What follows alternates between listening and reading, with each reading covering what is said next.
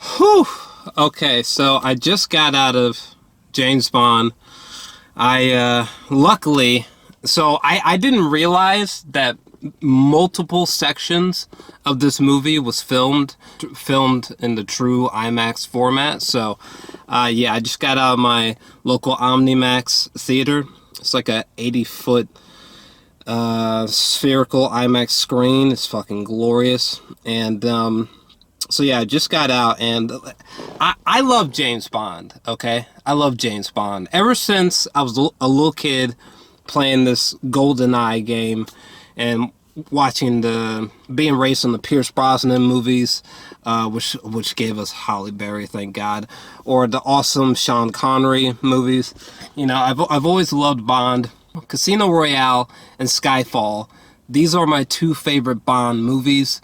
I'm still not quite sure which one's the better Bond movie. Maybe I'll just have to watch them back to back one day to kind of hash it out. But yeah, Casino Royale, Skyfall, these are my favorite Daniel Craig Bond movies, and potentially just my two favorite James Bond movies just in general. And unfortunately, Quantum of Solace and Spectre, whatever it was, these movies were really, really bad. There's moments that are like, but for the most part, they're really, really, really lame. And now, what we like five? I think we're like 5 movies deep or something like that. Now we have our final Daniel Craig James Bond movie, which has been delayed so many times. Lord have mercy. First off, because of this, I really like Cary Fukunaga. I think he's a good director, and he is such a confident hand behind this whole film. Because of the director, like this movie, it feels urgent.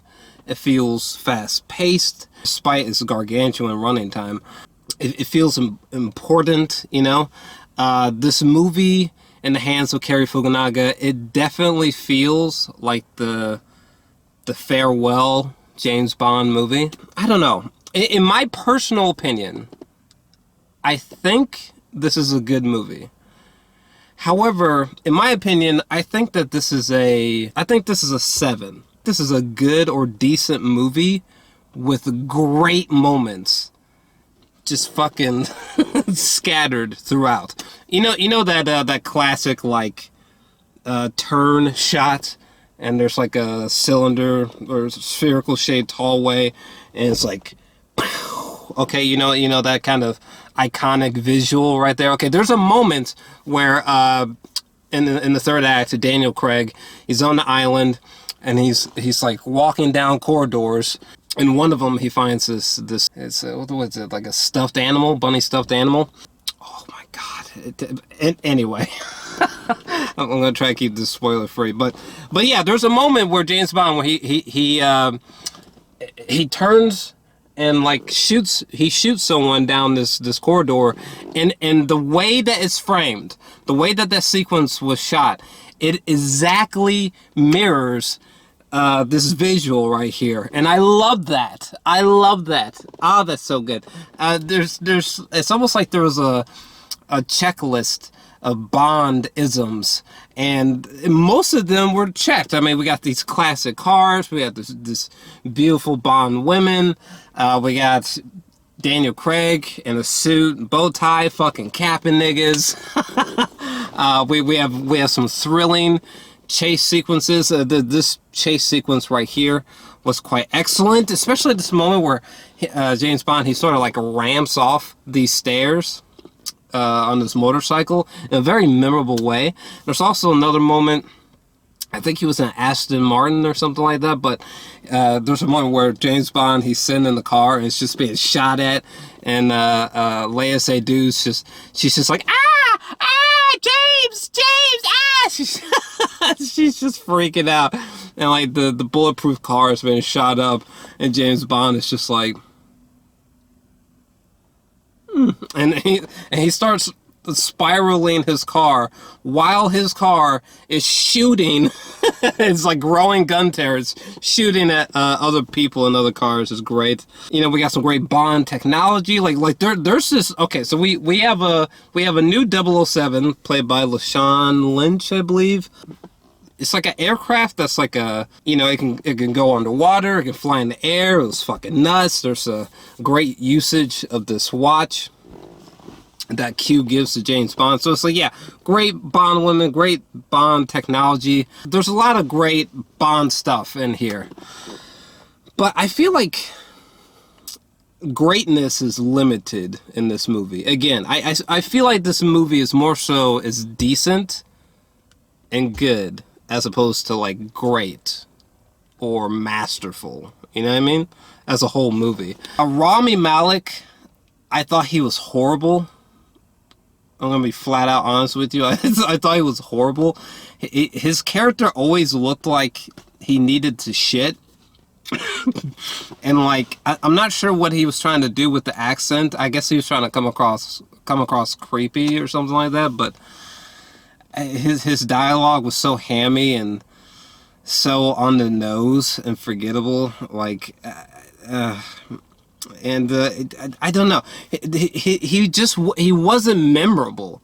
Like there's just something sleep-inducing about his performance. You know, like Mads Mikkelsen was so amazing. He was so suave. He was so icy cold, killerish in Casino Royale, right? Like the moment where fucking he's like wailing on James Bond's like his balls. Like Mads Mikkelsen was great, you know. Even Christoph Waltz, even though that Spectre whatever movie sucked balls, Christoph Waltz was immense. And as soon as you see him in this movie, it's like, fuck, why didn't we do something bigger with Christoph Waltz? Why'd you give us this boring Rami Malek Bond villain, right? The cinematography is very energized. There's a nice cold grit to it. It almost reminds me of Zero Dark 30. This movie almost has that kind of beautiful digital photography to it. It's great. No Country for Old Men style violence action sequences in here, you know.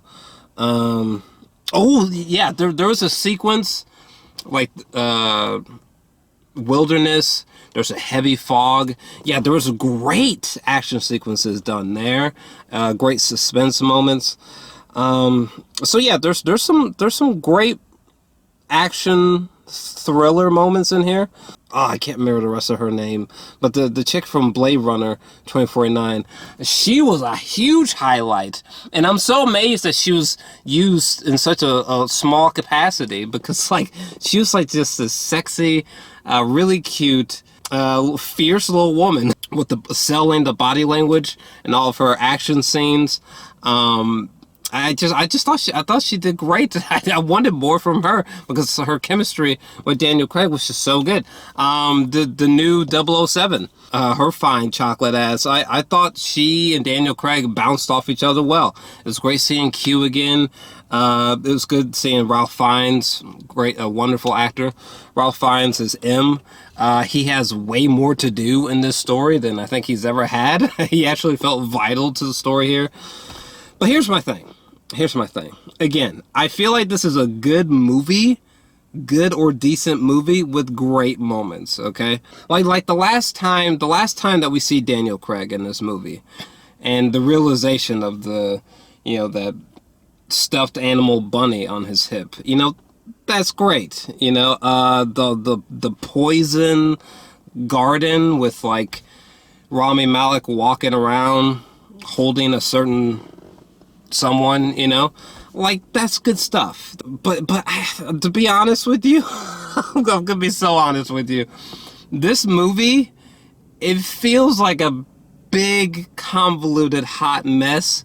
Like one moment we're dealing with like James Bond being in retirement, and then we're juggling that with you know, he's kind of giving up the title, and there's this new 007, and he has to deal with that, and then there's this like this troubled love triangle thing, or just a relationship mess that James Bond has with Léa Seydoux's character. Also, fucking Léa, for some reason, in my personal opinion, Daniel Craig and Léa Seydoux, they don't have good romantic chemistry with each other.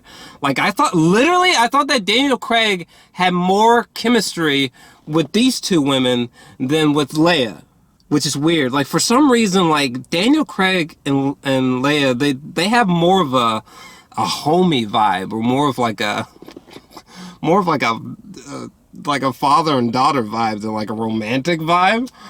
Which is a shame, because Léa Seydoux is fine as fuck, and she's a perfect Bond girl. But for some reason, when it comes to romantic chemistry, Daniel and her, they didn't click like that. So it made so many sequences just not land that well for me.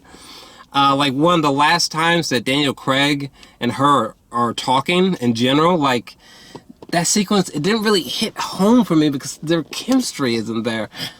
And, you know, like the last time that we see Daniel Craig on screen, it's like, this is a good idea, but it's like, I don't know that this movie really earned this gigantic moment. You know, holy shit. we're trying to deal with M and his connections to this mass new weapon that works with like nanobots, and it's just there's just I feel like there's too many ideas bouncing around in this movie. I wish that there weren't so many ideas being attended to, like, fucking simultaneously. Like, James Bond, you know, he's dealing with retirement, and it would have been nice to have seen a bit more of that, but that felt so like rushed. And just dismissed. It was like, what the fuck? You know, like Daniel Craig or James Bond, you know, he has a daughter in this movie. James Bond has a daughter, and it's like, I feel like more could have been done with that. This movie is trying really hard to make me teary-eyed and tough to talk and make me emotional. It doesn't really work that much for me. Are there tense moments? Yeah. Are there action moments that are effective? Yeah. But for some reason, when we're seeing the opening credits and Billie Eilish is singing, like, this doesn't feel like the best. It doesn't give me goosebumps like when I was watching Casino Royale, or when Adele was gorgeously singing Skyfall. Like, the Bond theme, it just felt okay. There was, I'm not gonna lie to you. So, you know the sequence that's in the woods with the fog, okay? Few scenes before that, there's like a lot of talking banter between Léa Seydoux and Daniel Craig, and I'm not gonna lie to you, those scenes were, because their chemistry is not very good. I'm just gonna be dead ass with you. I fell asleep during a lot of the talking moments between Léa and Daniel Craig. They just weren't that interesting. And virtually any sequence with Rami Malek just kind of bored me to tears because he wasn't an effective Bond villain.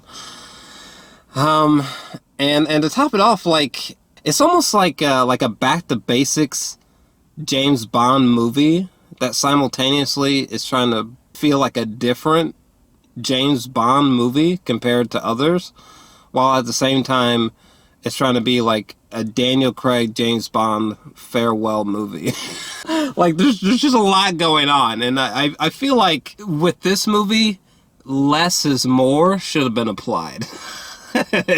This movie almost weirdly feels like a James Bond Infinity War Endgame equivalent or something. It's just like, Jesus Christ, like, this is a gargantuan. I feel like this movie is like 164 minutes long or something like that. This is a gargantuan, huge movie. I just feel like a lot of moments weren't earned. I might make a spoiler review and go deeper in a spoiler review, maybe, but all in all, I feel like when this movie ended, I should have thought, this is the best cinematography in a Bond movie.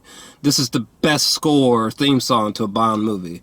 When this movie ended, I should have been like, this is the perfect send-off for Daniel Craig's James Bond. This movie should have had one of the greatest Bond villain moments ever, one of the best Bond villains ever, you know? I feel like this should have been the best Bond movie yet, and I could go on and on, but like, it didn't have any of those things. Again, I think it's just like a convoluted, hot mess that thankfully is leagues above Quantum of Solace and Spectre, or Spectra, whatever that movie's called. But I don't know. When it comes to moments that I love in James Bond, and especially when it comes to Casino Royale and Skyfall, for me,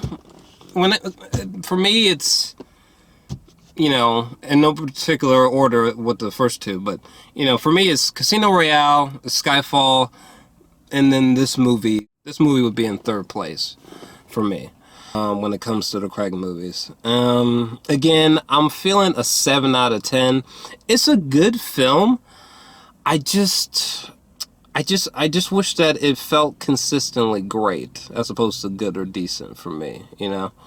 There was one moment, I wish I could remember what it was, but there was one moment where Daniel Craig, yeah, the two of them, like, and like, there's all this action going on, and then the two of them pause and they start taking shots at the bar before they go back out for battle. And I was like, yo, this feels like James Bond.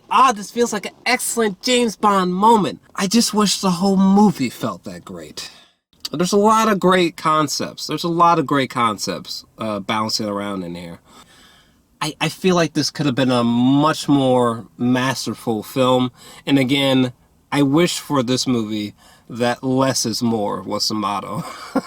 I might go further in a spoilers review, but it's good to decent, far from great or masterful. It's a 7 out of 10 for me, but it's a good movie. I'm not crazy about it.